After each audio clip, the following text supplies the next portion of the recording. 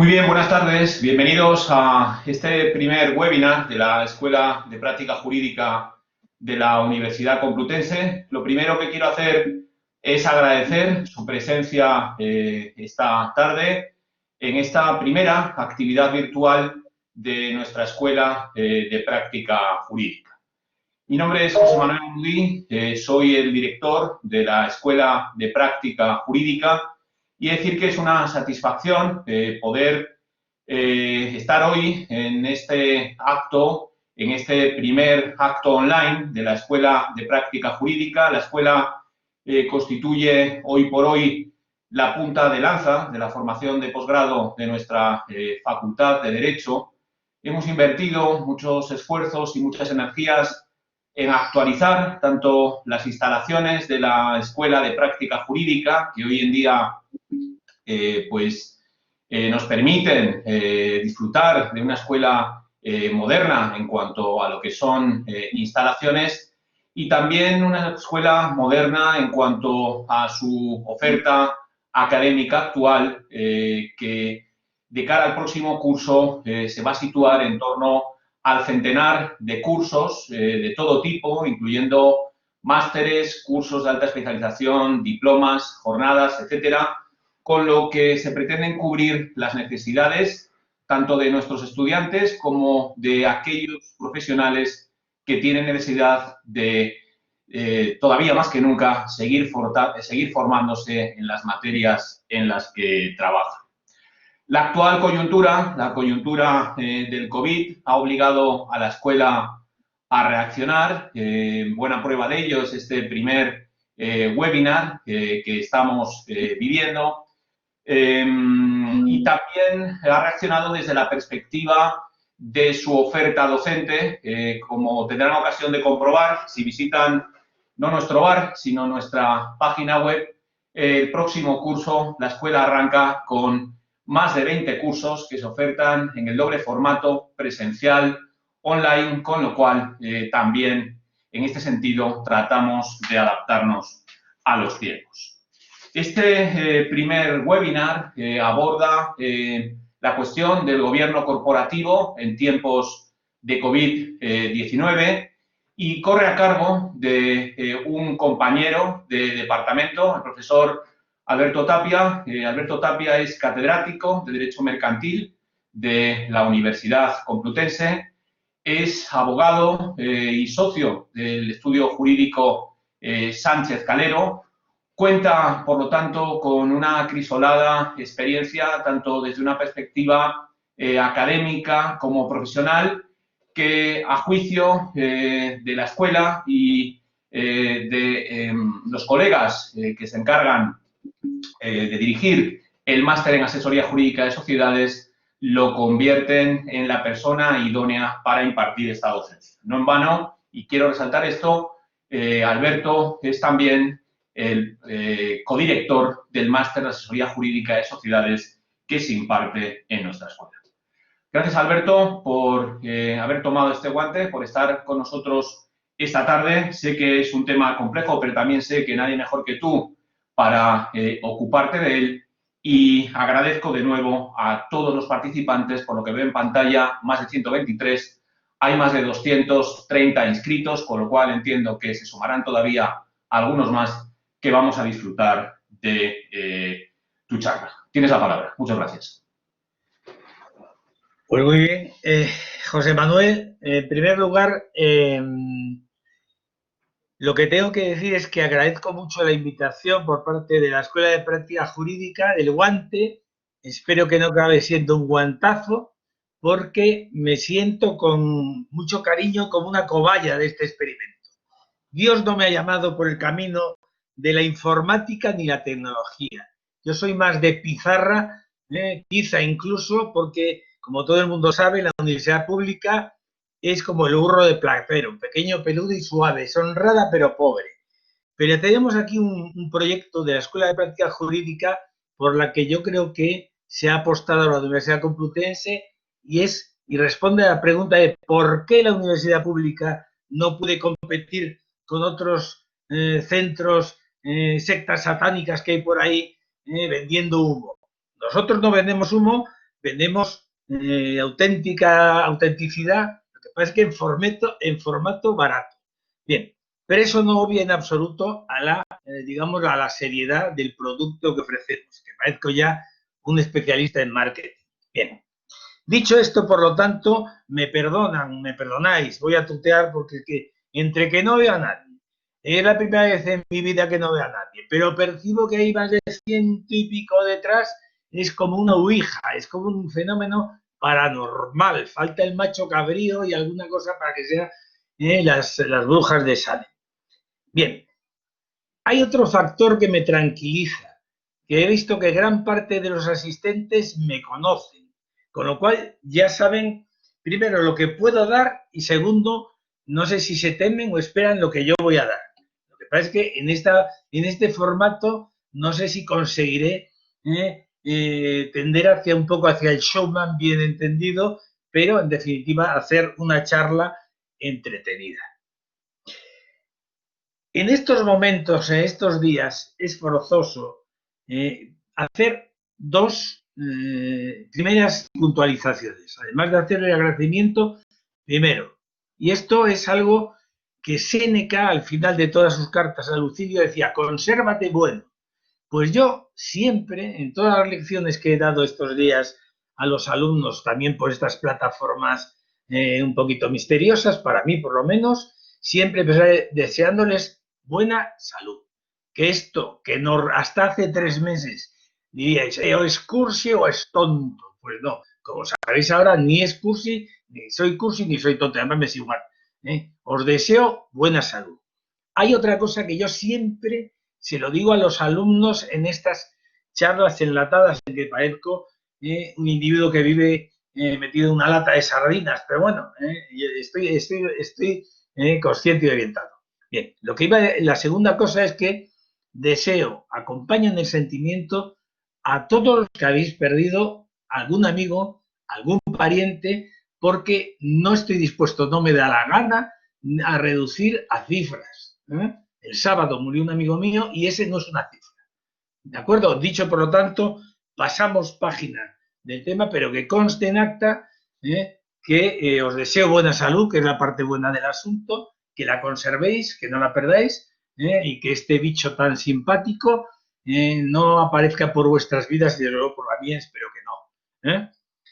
Bien, dos cosas importantes antes de entrar en la charla.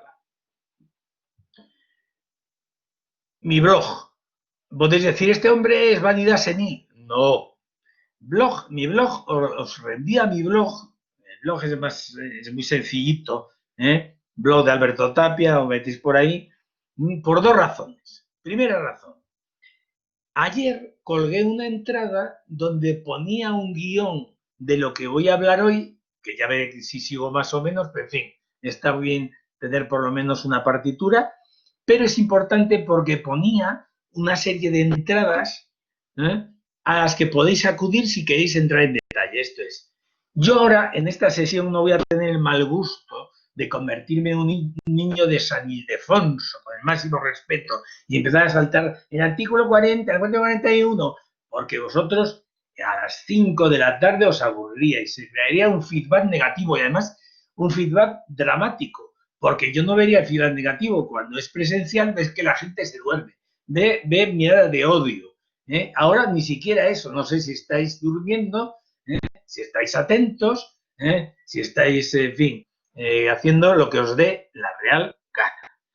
Y, muy importante también, mañana por la mañana colgaré las conclusiones de esta sesión por escrito, ¿de acuerdo? Por si decís, bueno, para relajar, este hombre, ¿qué tonterías va a decir? Bueno, pues este hombre va a decir unas tonterías que mañana, como es contumaz en el error, las repetirá. Y además las publicaré de manera completa, esta ponencia, en la revista de Derecho de Sociedades, que es una revista que llevamos la Escuela Mercantilista de Sociedades, con cariño, con humildad y con pocos medios, pero bueno, ahí publicaré en el próximo número esta ponencia o esta charla sobre el gobierno corporativo en tiempos de COVID, en tiempos de coronavirus, que es más bonito. El COVID tal suena a píldora y a mí me gusta el coronavirus, es más es más dramático y es más, se acerca más a la realidad.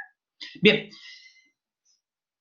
los investigadores del cerebro humano dicen que no puede aguantar la atención más de 21 minutos.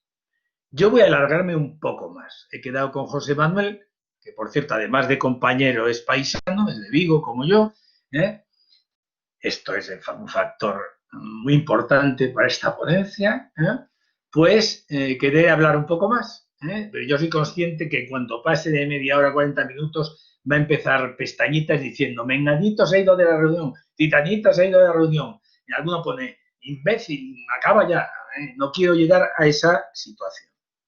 Y como no quiero llegar a esa situación y quiero hacer una explicación de una materia compleja, extraordinaria, hecha un poco por normas, digamos, de guerrilla, por normas reales, decretos, leyes, que es una materia muy compleja. Y como es muy compleja, a mí me gusta aplicar un método paradójico. Cuanto más complejo lo que tengo que explicar, más intento hacer que sea sencilla mi explicación, mi exposición. ¿De acuerdo? Por lo tanto, si me vais a permitir, sé que muchos sois primeros espadas de la abogacía, yo respeto, yo soy otra cosa, pero en fin, que voy a hacer una exposición que podéis decir, bueno, que simple, me es igual, pero yo creo que voy a obtener, digamos, el resultado adecuado a mi exposición. Y para eso voy a basarme en una fórmula memotécnica, que no es de técnicas de memos, sino que es, digamos, una técnica, por sintetizar mucho, empezamos hablando de la regulación. ¿Dónde está la regulación del gobierno corporativo en tiempos del COVID-19? Por cierto, el Consejo General de Registradores de España y la Comisión han sacado un comunicado conjunto anunciando ya digamos, la vuelta a la normalidad con la desescalada. Claro, el primer párrafo, pues con muy buena intención no puedo decir mucho más que, según vayamos viendo, según se desescale, porque vivimos en incertus quod, incertus cuando, incertus de todo. Bien, a lo que voy. La regulación, el control de calidad, el manual de instrucciones, como si yo vendiera un libro de autoayuda, cómo orientarse en el gobierno corporativo en estos tiempos. Pues yo diría, pues mira, hay dos tipos de fuentes o de instrumentos. Por un lado, lo que es la regulación legal, propiamente dicha. Está integrada por el Real Decreto Ley 8/2020, que fue modificado por el Real Decreto Ley 11/2020. Estos Reales Decretos Leyes a veces tienden a una regulación marxiana, de Groucho Marx. En la parte contratante, la primera parte, pero en fin, es así porque las circunstancias van evolucionando y se van adaptando las regulaciones. Ahí, como sabéis perfectamente, y si no está en mis entradas, a ellas me remito, hay un artículo 40 que es funcionamiento de los órganos de gobierno de las personas privadas, jurídico-privadas, y un 41 que es funcionamiento de los órganos de gobierno de las sociedades cotizadas. Yo, naturalmente, me centro en las sociedades mercantiles y más en concreto me centraré en sociedades anónimas. Máximo respeto a otro tipo de asociaciones, de amigos de la capa, de lo que sea, pero a mí lo que me interesa, por mi profesión, de profesor de Derecho Mercantil, pues son las sociedades mercantiles, el 40 en concreto, sociedades anónimas, también limitadas, pero bueno, y el 41 sociedades cotizadas, las grandes corporaciones, ¿de acuerdo? Eso por un lado, es lo que podríamos llamar la regulación legal. Pero es muy importante en esta materia, en este periodo, desde marzo hasta aquí, ha sido muy importante la actividad de la Comisión Nacional del Mercado de Valores, fundamentalmente. Mirad, yo tuve el honor de ser letrado de esa casa. Y esa casa, es decir, no porque yo así no le tenga cariño, que se lo tengo, pero el 10 de marzo, antes de dictarse cualquier norma, sacó un comunicado que era de sentido común, que venía a decir que las juntas generales de las sociedades cotizadas había que aplicar los requisitos de convocatoria de asistencia telemática con flexibilidad, lo cual yo puse por escrito que me parecía justo y razonable. Después vinieron las normas a confirmar lo que es justo y razonable. Pero daros cuenta la importancia que tuvo esa primera, digamos, función, que no es propiamente legal, sería el que diría uno de Porriño, el soft law, sería un poco las orientaciones. La Comisión del Mercado de Valores dictó unas orientaciones que han sido utilísimas. De hecho, los anuncios, por ejemplo, que puse yo dos ejemplos ahí de Iberdrola y otro anuncio más que mencioné ahí, mencionaban los artículos del Real Decreto Ley, porque ya entonces estaba publicado, y las recomendaciones de la Comisión. O sea que jugaban el nuevo escenario, especialmente de un escenario, digamos, tan inseguro como el que ha creado la crisis del COVID-19, del coronavirus, exige tener, digamos, lo que diríamos jurídicamente mano izquierda. Lo digo en sentido taurino. Quiere decir que regulación legal y adaptación a través de comunicaciones. Entonces, ahí ha hablado la Comisión del Mercado de Valores mediante comunicaciones, ha hablado el Consejo de Registradores de España mediante comunicaciones conjuntas con la Comisión, ha hablado ESMA, la Autoridad Europea de Valores y Mercados, también a nivel europeo, y ha hablado el ICAC, cuando hablaba este tema del formato de las nuevas cuentas, el formato digital. Ese no exactamente tiene relación con el COVID, pero directamente tiene su relación. Y esa regulación es compleja, difusa, profusa. Entonces, el pequeño truco, si me permitís, como hay muchos amigos, esto de permitís es retórico, me lo permitáis o no lo voy a hacer, es di, su, re. Dice, ¿y este hombre qué dice? Vamos a manejar tres grandes, una forma mnemotécnica, di, su, re. Di va a servir para disgregación y digitalización. Su para suspensión y re para rectificación. O sea que los tres grandes, las tres grandes columnas vertebrales de mi charla se van a basar en disure, para que quede saliendo, coño, disure. Bueno, pues suena mejor y uno se entiende un poco del tema. Vamos con el di. El primer acrónimo. ¿Por qué hablo de di? Hablo de di porque este COVID, este coronavirus que nos ha cambiado la vida, ha llevado a una cosa muy importante desde el punto de vista antropológico y muy importante desde el punto de vista del gobierno corporativo, que es la disgregación social, la disociación social, el confinamiento. Y digo que es muy importante porque el ser humano es un animal gregario, somos animales gregarios, especialmente en situaciones de peligro. Somos como las manadas, con perdón. Perdón si os falta el respeto. Alguno dice, yo no soy una manada, bien, pero somos manada.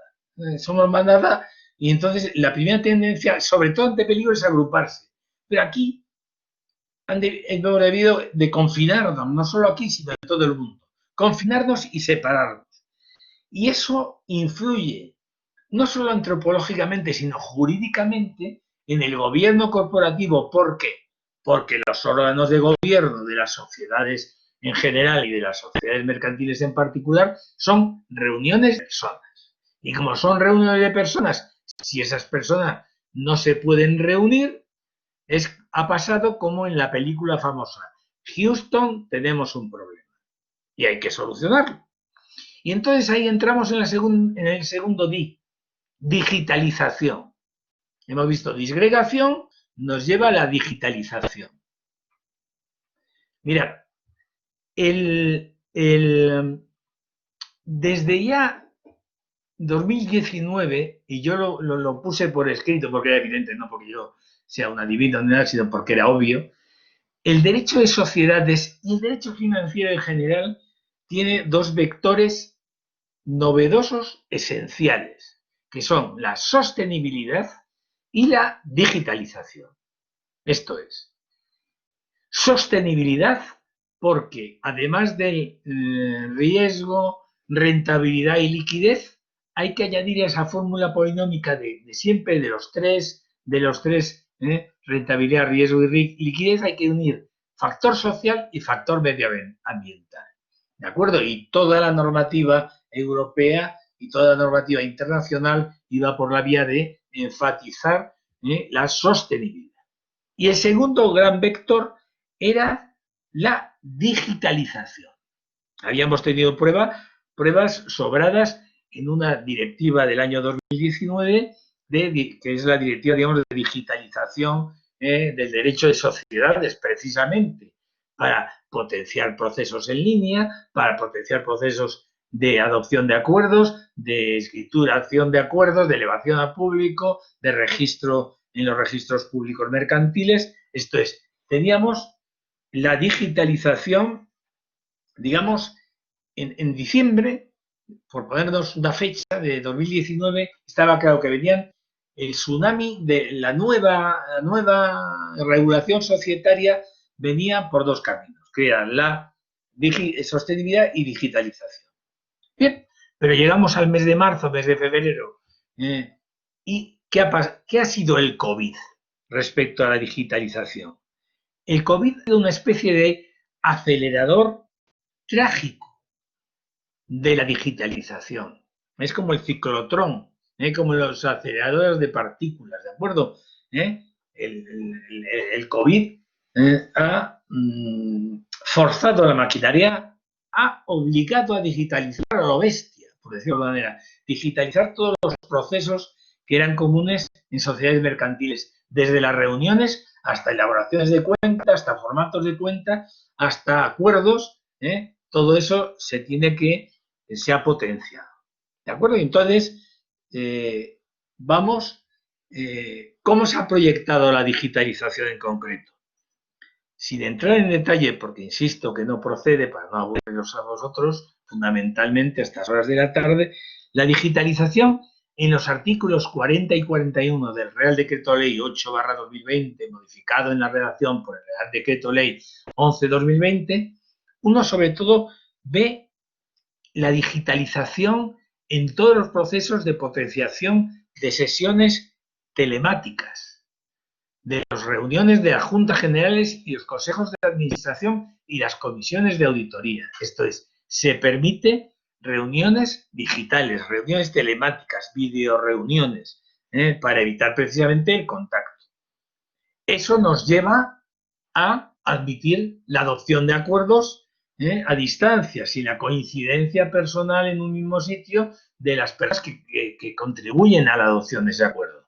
Eso nos lleva a que las actas notariales, sé que hay notarios y notarias queridos y queridas que me están escuchando, a decir que, bueno, el acta notarial se podrá adaptar o se deberá adaptar a la fórmula digital o al aspecto digital en que se ha adoptado el acuerdo.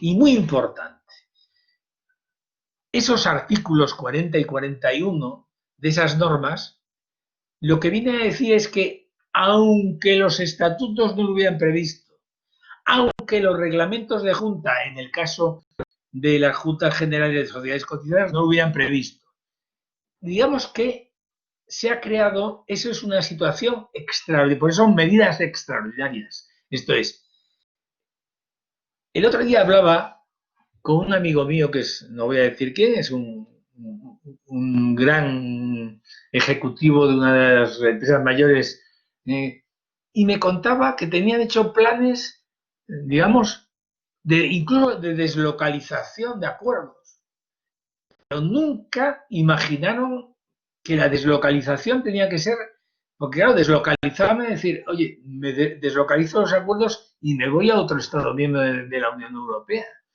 Deslocalizo los acuerdos o cruzo el charco, me voy a Estados Unidos. Pero es que el COVID desde de las narices nos ha roto todos los esquemas, todos los planes de contingencia se los ha llevado por delante. Por eso es lógico que esas normas digan que admiten ese tipo de acuerdos, incluso aunque los estatutos no lo hubieran previsto o los reglamentos de Junta General no hubieran previsto. Por lo tanto, digamos que hemos liquidado las dos bis. La 2D, disgregación, digitalización. La primera obliga a la segunda. Entramos con el de suspensión. Aquí, suspensión en sentido amplio, en sentido amplio. O sea,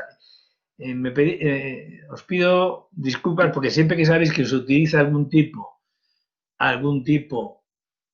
de metáfora, la metáfora es inexacta. Es útil, pero es inexacta. Por eso uno puede decir, no es suspensión, es prórroga. Bueno, hablo de suspensión en sentido amplio. A ver, suspensión con tres aspectos. Primero, suspensión de ciertos deberes de los administradores. Propiamente se trataría más de prórrogas, de su obligación de convocar asambleas, juntas generales, tanto en la sociedad anónima normal de régimen común como en la sociedad anónima cotizada. Se prorrogan los plazos durante el estado de alarma y durante el estado que se va a aprobar las medidas de confinamiento, de extrañamiento y de falta de contacto. ¿De acuerdo? Se alargan los meses o se referencian, que diría uno más cursi que yo, se indexan respecto al final del periodo de alarma. Empiezan a computar cuando acaba el periodo del estado de alarma.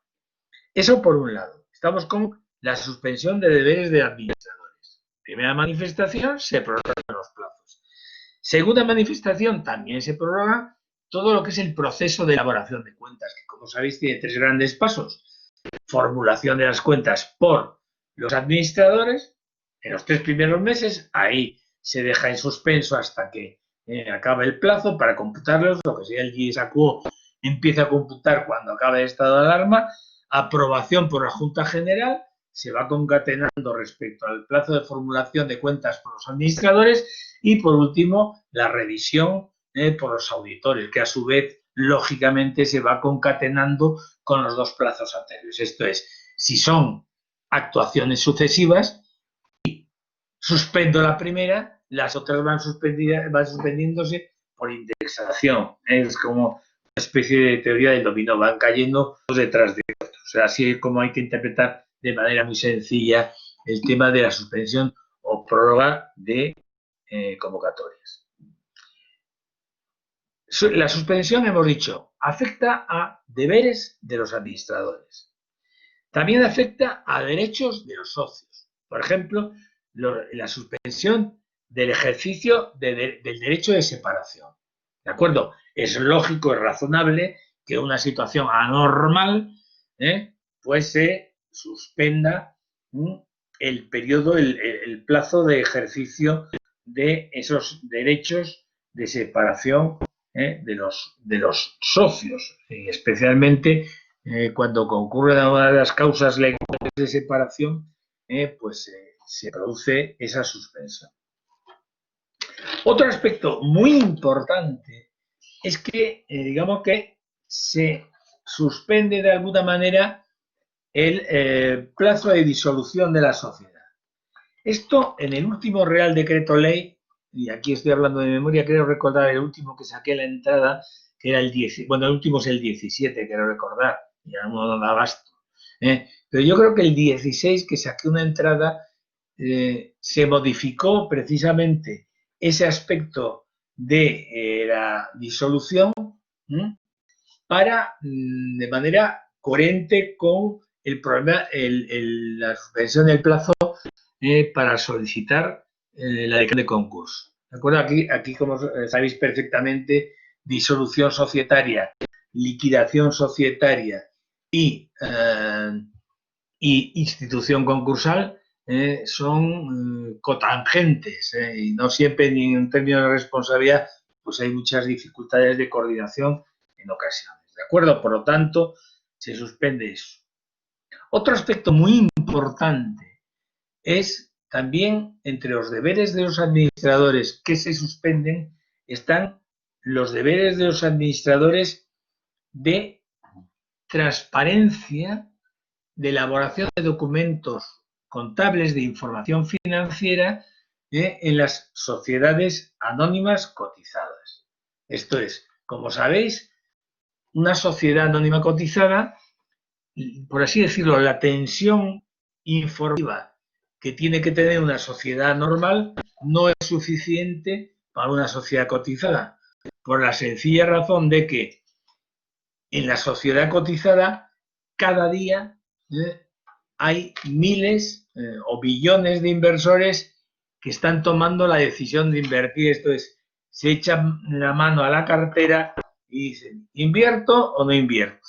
Y en ese momento, el que tenga unas cuentas de hace pues 8 meses o 10 meses, pues no es suficiente.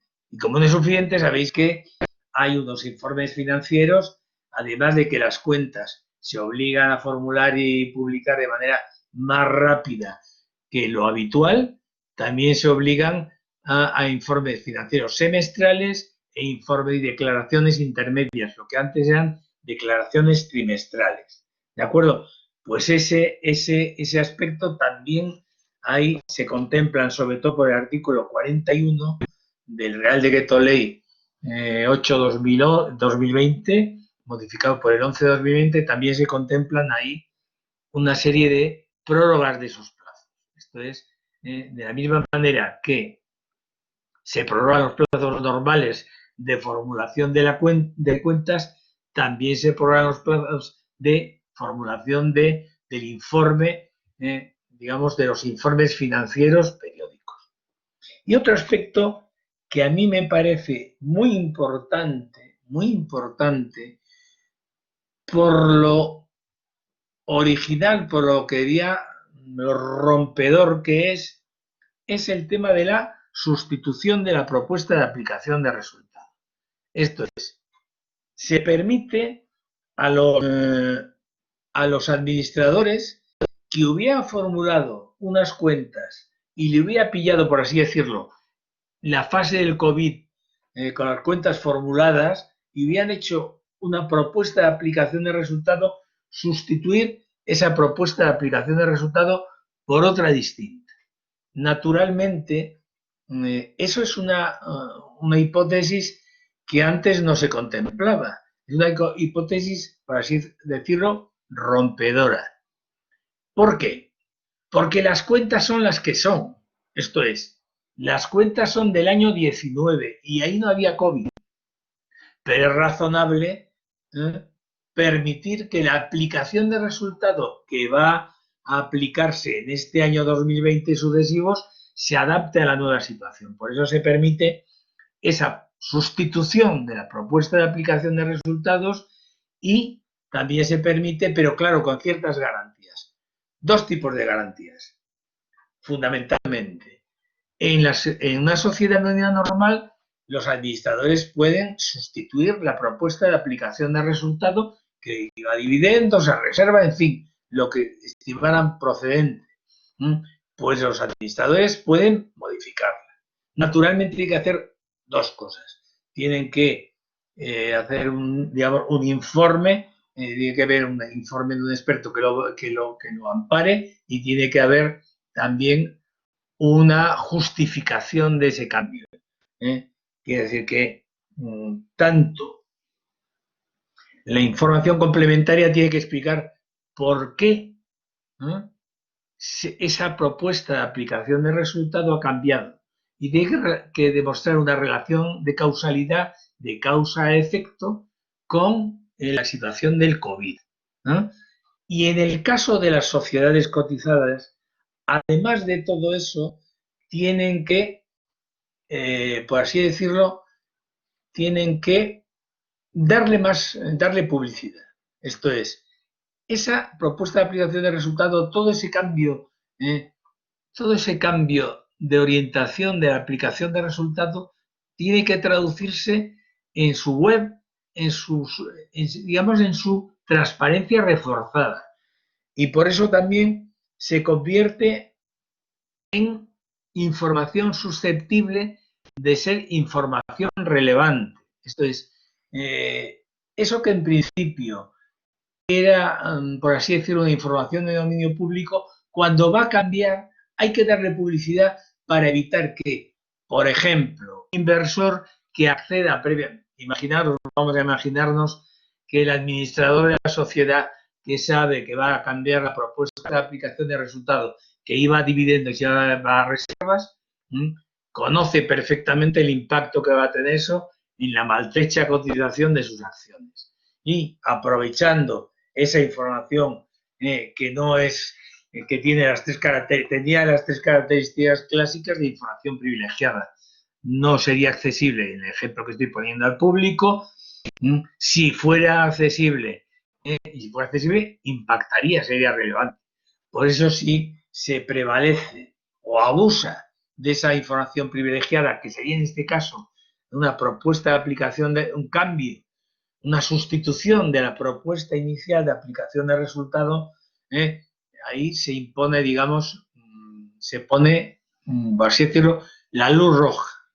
Precaución, en este caso, porque esa información se convierte en información especialmente relevante y sensible con los efectos que tiene en el texto refundido de la ley del mercado de valores. Y con eso, por así decirlo, acabamos con el hard law, que diría el otro, la regulación legal. Os decía también los tres principios de Isure, los habíamos visto en general. Interesa ahora pararse un momento, porque tampoco quiero cumplir mi palabra, dije que sería breve, esto no es una amenaza, sino un compromiso en firme, ¿no? Dije en su momento que había unos documentos de soft law muy importantes. Los documentos de soft law que son muy importantes, insisto, los podéis ver en las entradas de mi blog que se indican en mi entrada de ayer, donde decía la fecha, serían primero el comunicado de la Comisión Nacional del Mercado de Valores de 10 de marzo de 2020. Fue muy importante. Y os puedo decir que fue muy importante porque me beneficié, por así decirlo, en primera persona. Esto es, una gran corporación me preguntó, Alberto, ¿cómo está esto? Tenemos ya convocadas unas juntas, unas reuniones, ¿de acuerdo? Y entonces decir, bueno, podemos adaptar, estamos todos encerrados, porque ya estábamos en marzo, ya estábamos todos confinados. ¿Qué hacemos? Entonces, para mí fue muy inspiradora que diera un cursi esa comunicación de la comisión, porque esa comunicación de la comisión lo que dice se considera muy razonable en las actuales circunstancias estimular la asistencia de los accionistas en representación o telemática. ¿De acuerdo? Quiere decir que era muy importante porque en ese momento no teníamos reales decretos leyes ni el 8, ni el 11, ni ninguno. Estábamos, como diría la obra de Buero Vallejo, en la ardiente oscuridad. Y en la ardiente oscuridad la Comisión del Mercado de Valores hizo un servicio público importante, que es dar un paso adelante, sobre todo para las cotizadas, digamos, y decir que, bueno, que eso había que dar flexibilidad y había que interpretar. Incluso ahí la comisión se llegó, digamos, tomó un riesgo, porque dijo, incluso cuando los estatutos no lo previeran, quiero decir, pero que era de sentido común, era absolutamente razonable, insisto, y fue muy bueno para el mercado. Fue una orientación, fue un servicio público utilísimo.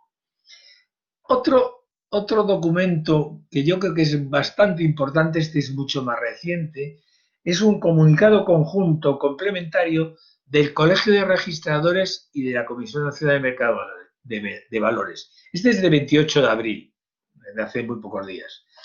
¿Y por qué este es interesante? Porque hace dos cosas. Primero, con su buena voluntad en la primera parte, digamos que da orientaciones para la desescalada.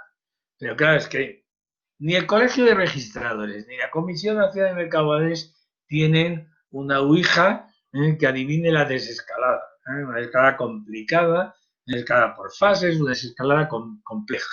Que llevadas, si proyectas esa incertidumbre al derecho de sociedades, a veces la incertidumbre se multiplica, se potencia. ¿De acuerdo? Pero bueno, por lo menos hacen ese ejercicio y es bueno que colaboren la Comisión Nacional de Mercado de Valores y los registros mercantiles, porque siempre han colaborado y siempre deben de colaborar.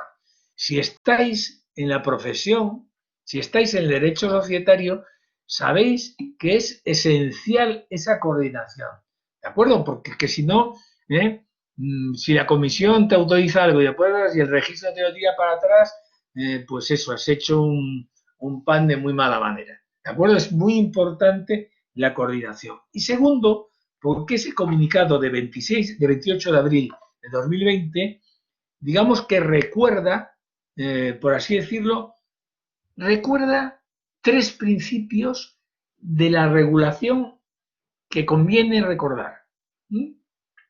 Primero, digamos, recuerda el principio de lo que podríamos llamar la flexibilidad paraestatutaria. Entonces, viene a decir que, mire usted, aunque los estatutos o el reglamento de junta no previeran esas asistencias o celebraciones telemáticas, hay que interpretar la normativa nueva, porque así lo dice, con esa flexibilidad paraestatutaria. ¿Por qué paraestatutaria? Por 2 razones. Porque los estatutos no lo podían haber previsto y segundo, porque no estamos en estos momentos que hay urgencia de celebrar para procesos de modificación estatutaria dotados de las más mínimas garantías, ¿de acuerdo? Y conviene que no aprovechemos que el Pisuerga pasa por Valladolid para meter de rondón otras modificaciones. Parece absolutamente razonable. El segundo principio que recuerda este comunicado de 28 de abril de los registradores de la comisión es el de autorregulación. Esto es, a los administradores se le da una capacidad de discrecionalidad no solo de Bismarck Rule, famoso de la ley de sociedades de capital, no solo va un poquito más allá.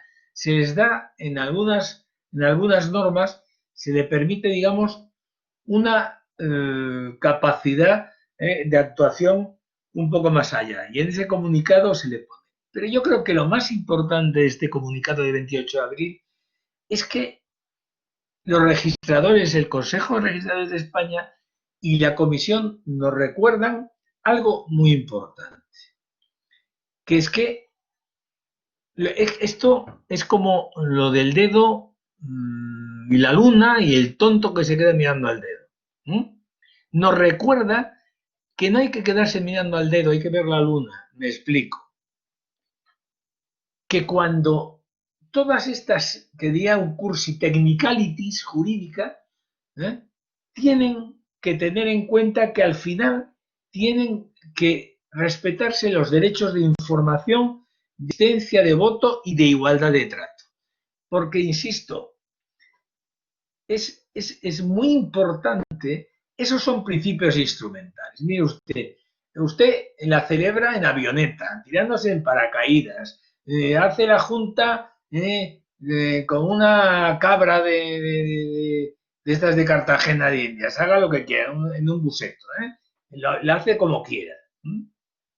Pero en el fondo que eso no sea aprovechado para debilitar principios esenciales de la conformación societaria. Que no hace falta, esto es, usted, los instrumentos que no desvirtúen los derechos. Esto es, a mí me parece muy bien que usted lo celebre en la Luna, en una estación espacial, ¿de acuerdo? Pero la información, respétela, la igualdad de trato, respétela, y el voto, las condiciones de voto, respételo usted, ¿de acuerdo? Y esto, digamos que, como ya el tiempo prometía que iba a ser puntual, yo creo que ya he abusado. Los placeres hay que dosificarlos. Y yo creo que el placer de estar con vosotros, con ustedes, sobre todo para vosotros, para mí sigue siendo un placer. Podía estar aquí hasta las 10 de la noche, pero yo creo que vosotros ya estáis soñando con que deje esto. Ha sido un placer y esto espero que el guante no haya sido un guantazo. Vuelvo a agradecer mucho la invitación, incluso para hacer de conejillo de Indias a José Manuel Almudí. Le agradezco mucho a la Escuela de Práctica Jurídica. Es un proyecto de la Universidad Pública que hay que potenciar. No hay que, la universidad pública no tiene que ser la oficina siniestra de la codorniz. Ya está bien. Tenemos que darnos a valer. Y lo digo aquí. Aquí y ahora. Porque me parece bien. Me vais a permitir y disculparme si os parece un gesto de chulería universitaria. ¿De acuerdo? Pero la universidad pública hay que potenciarla por muchas razones. Hay que protegerla, sobre todo cuando da mucha calidad respecto al resto del mercado a un precio más que razonable. Quiero decir que la eficiencia es máxima y sobre todo creo que hay que potenciarla. Y por último, no puedo dejar de insistir en que, como decía Séneca, consérvate bueno o consérvate buena a los amigos y amigas que me habéis oído. Muchas gracias.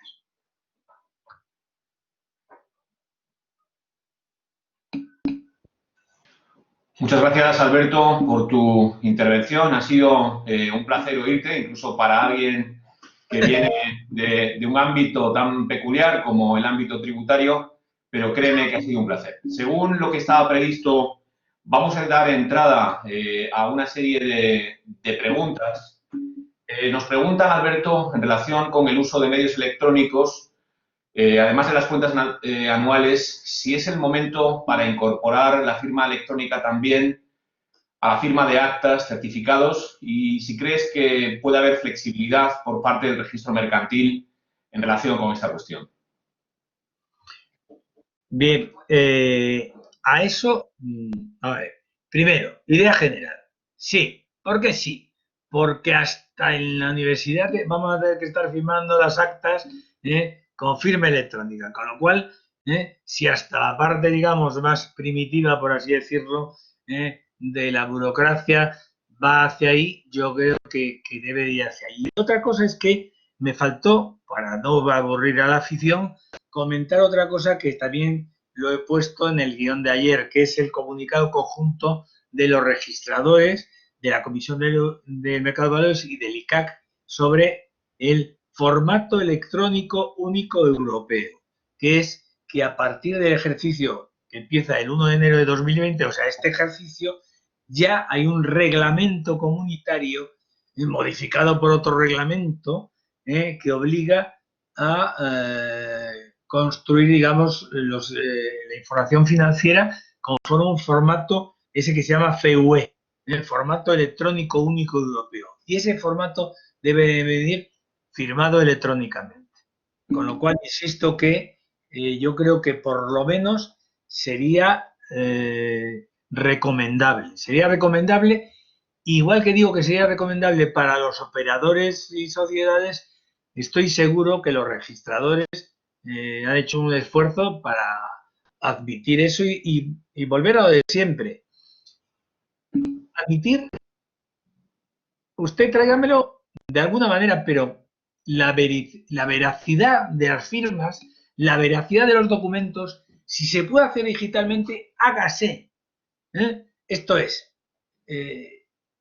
con la digitalización aseguremos el fondo, aunque utilizamos otro instrumento. Estamos en momentos en que no traigan ustedes la firma legitimada, porque los notarios ahora mismo también están incorporando, y me consta por los que alguna que me está oyendo por ahí, o creo que me está oyendo, me consta que están perfectamente adaptados al medio. Yo creo que sí, en definitiva que sí. Y que los legisladores deberían aceptarlo. Muchas gracias.